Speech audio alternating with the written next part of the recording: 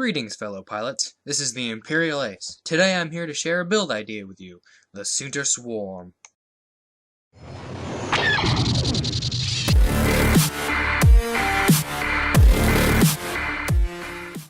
The Soontir Swarm, a build of my own conception, takes a deadly mini TIE swarm of 4 and pairs it with a legendary TIE interceptor pilot. That pilot is Soontir Fel. Soontir Fel has a very impressive resume, with a pilot skill of 9 and a pretty interesting ability, which is, when you receive a stress token, you may assign 1 focus token to your ship. This ability will go great with the elite talent we have for him. Push the Limit was made for Soontir Fel. Once per round, after you perform an action, you may perform 1 free action shown in your action bar, then receive 1 stress token. Paired with Soontir's ability, this card allows him to perform miracles. Here's an example. After moving, Soontir Fel can choose one of the following for an action: Boost, Barrel Roll, Focus, or Evade. Because of Push the Limit and his ability, he's going to perform 3 of those. He's going to Boost, then use Push the Limit to Barrel Roll, and because of his ability, he will receive a Focus token along with the stress. In this example, Soontir will Boost, use Push the Limit to Evade, then receive a Focus token because of the stress. This will make him a very hard target to hit. Soontir and Push the Limit cost 30 points. Now the other half of this build is the Swarm. You don't just get 1 TIE fighter, you get 4. Here are the pilots. Our first and probably most important TIE fighter pilot is Howlrunner. She has a pilot skill of 8 and her ability is vital to the Swarm.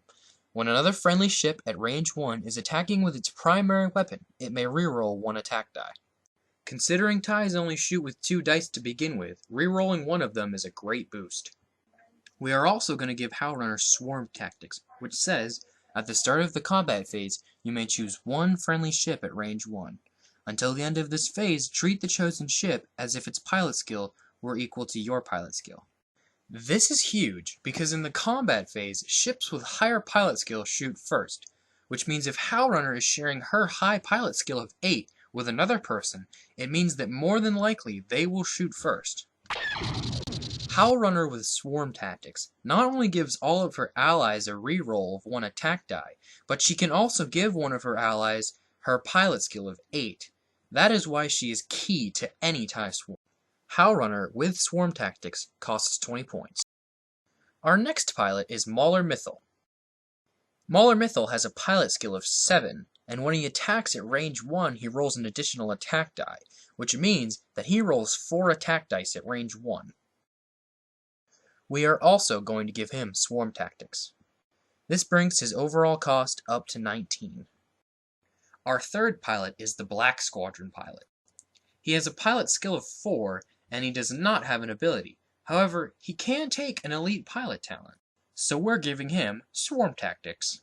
The Black Squadron pilot with Swarm Tactics costs 16 points.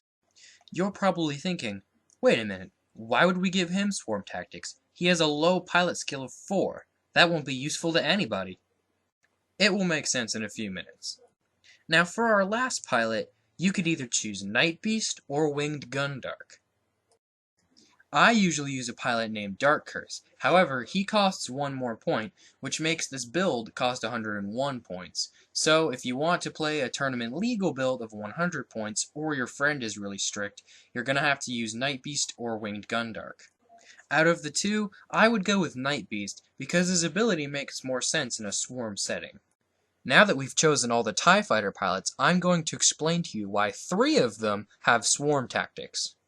It goes like this. In the combat phase, Howlrunner will give her pilot skill of 8 to Mauler Mythal, and because Mauler Mythal also has Swarm Tactics, he will give his temporary pilot skill of 8 to the Black Squadron pilot, and because the Black Squadron pilot also has a temporary pilot skill of 8, he will give his pilot skill of 8 to Night Beast or Winged Gundark.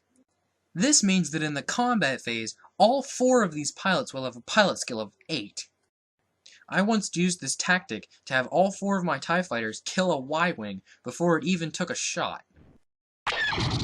My one piece of advice when using this build would be to not have Soontir Fel go with the Swarm. He's an arc dodger and works better alone.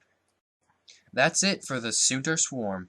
If you have any questions, feel free to ask me in the comments. And this is my first video, so please leave suggestions on how you think the videos could be better. That's all. Imperial Ace out.